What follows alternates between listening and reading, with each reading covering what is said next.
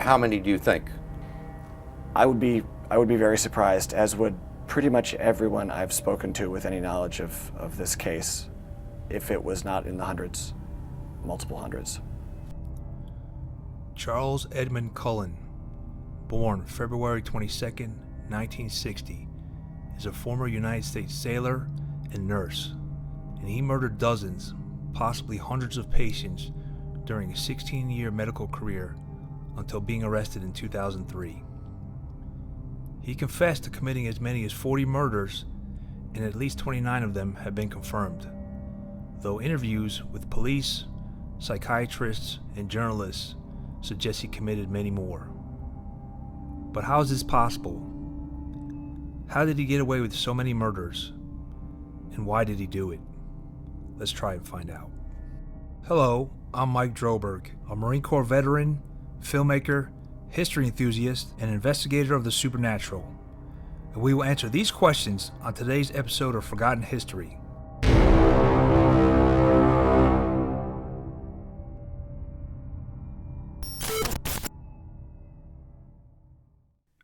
Charles Cullen was born in West Orange, New Jersey. He was raised in a working-class Irish Catholic family, the youngest of 8 children. His father, Edmund, a bus driver, died on September 17, 1960, when he was only 7 months old. Colin later described his childhood as miserable and claims to have been constantly bullied by his schoolmates and his sister's boyfriends. When he was 9, he made the first of many suicide attempts by drinking chemicals from a chemistry set. Colin's mother, Florence Cullen, immigrated to the U.S. from England after World War II and was killed in a car accident on December 6, 1977, at the age of 55, when Colin was a senior in high school. Colin recalled his mother's death as being devastating and described being upset that the hospital did not immediately inform him of her death and cremated her body instead of returning it. That following year, Colin dropped out of high school and enlisted in the United States Navy, where he successfully passed basic training and the rigorous psychological examinations required for submarine crews. He served aboard the submarine the USS Woodrow Wilson and achieved the rank of petty officer. However, he did not fit in during his time in the Navy and was hazed and bullied by his fellow crewmen. He attempted suicide and was committed to the Navy Psychiatric Ward several times over the subsequent few years. Colin received a medical discharge from the Navy in 1984. Shortly after his discharge, Colin enrolled in Mountainside Hospital Nursing School in Montclair, New Jersey. Elected president of his nursing class, he graduated in 1986 and started work at the burn unit of St. Barnabas Medical Center in Livingston. Meanwhile, Colin met and married Adriana Baum in 1987. Their daughter Shauna, the first of 2 girls, was born later that year. However, Colin's wife became increasingly disturbed at his unusual behavior and his abuse of the family dogs. In 1993, she filed a restraining order against him based on her fear that he might endanger her and their 2 children. She claimed that Colin had spiked people's drinks with lighter fluid, burned his daughter's books, and left his daughter with a babysitter for a week. Colin denied these claims, saying his wife was exaggerating. Nevertheless, she continued to insist that Colin was mentally ill. The first murders to which Colin later confessed occurred at St. Barnabas. On June 11, 1988, he administered a lethal dose of intravenous medication to a patient. Colin eventually admitted to killing several other patients at St. Barnabas, including an AIDS patient who died after he had been given an overdose of insulin. Colin left St. Barnabas in January 1992 when hospital authorities began investigating the contaminated IV bags. The investigation later determined that Colin had most likely been responsible, resulting in dozens of patients' deaths at the hospital. 1 month after leaving St. Barnabas, Colin took a job at Warren Hospital in Phillipsburg, where he murdered 3 elderly women with overdoses of the heart medication digoxin. His final victim said that a sneaky male nurse had injected her as she slept. However, family members and the healthcare providers at the hospital dismissed her comments as unfounded. The following year, Colin moved into a basement apartment in Phillipsburg after a contentious divorce from his wife. Colin later claimed that he wanted to quit nursing in 1993, but the court-ordered child support payments forced him to continue working. In March 1993, Colin broke into a co-worker's home while she and her young son slept, but he left without waking them. He then began stalking the woman, who filed a police report against him. Colin subsequently pleaded guilty to trespassing and received 1 year probation. The day after his arrest, he made another suicide attempt. Colin took 2 months off from work and was treated for depression in 2 psychiatric facilities. However, he attempted suicide twice more by the end of the year. That September, a 91-year-old cancer patient at Warren Hospital reported that Colin, who was not her assigned nurse, had come into her room and injected her with a needle. She died the next day. Her son protested that her death was not natural, and the hospital administered a lie detector test to Colin and 7 other nurses, which he passed. Colin continued to work at Warren until the following spring.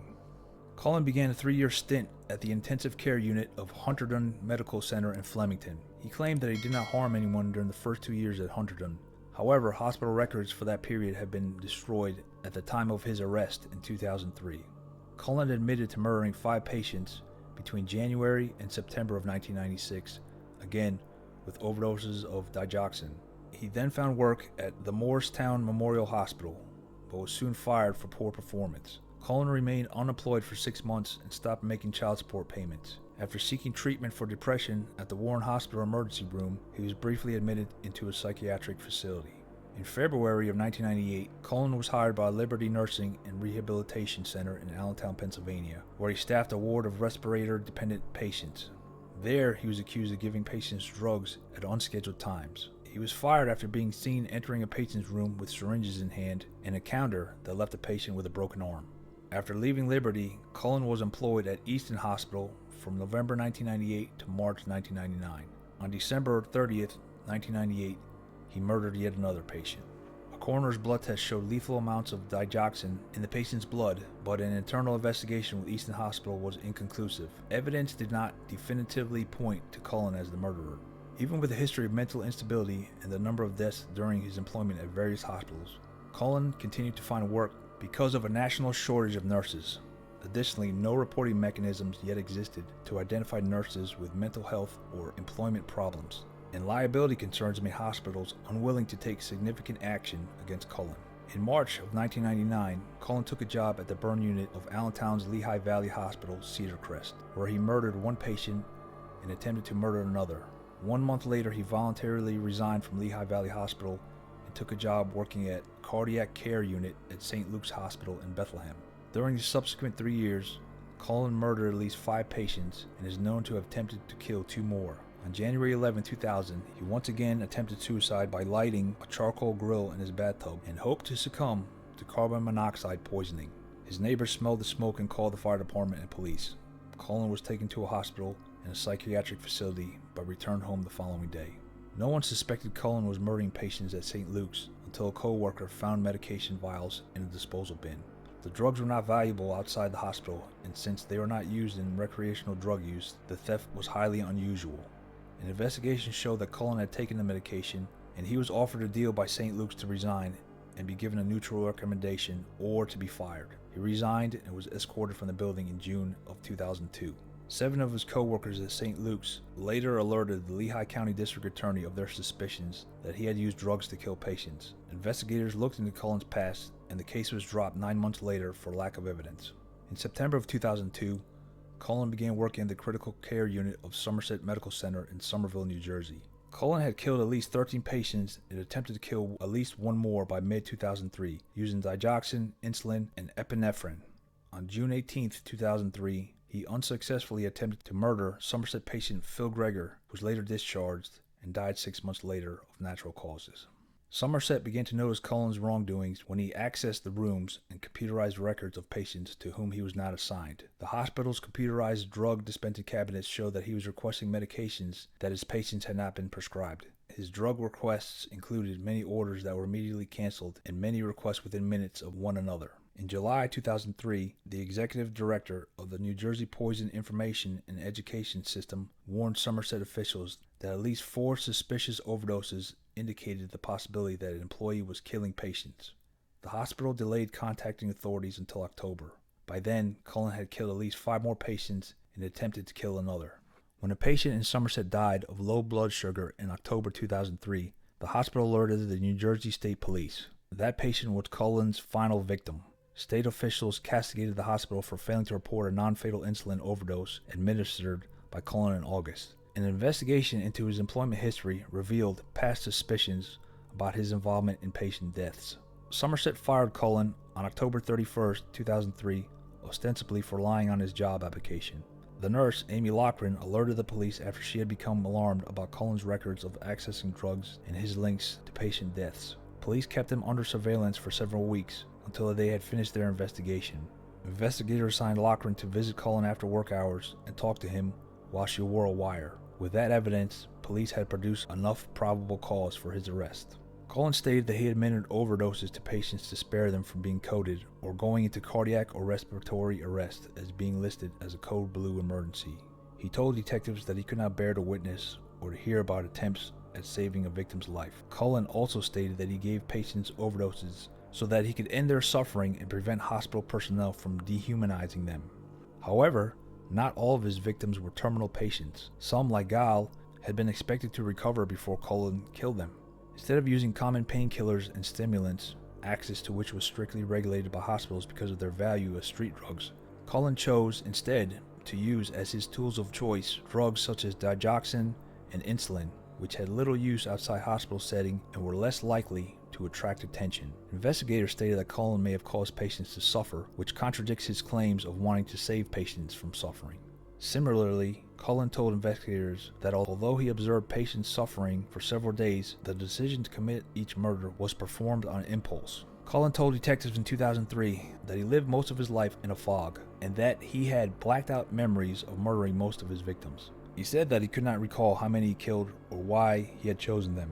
In most cases, Colin adamantly denied committing any murders at a given facility. According to detectives and Colin himself, several hospitals suspected him of harming or killing patients but failed to take appropriate legal actions.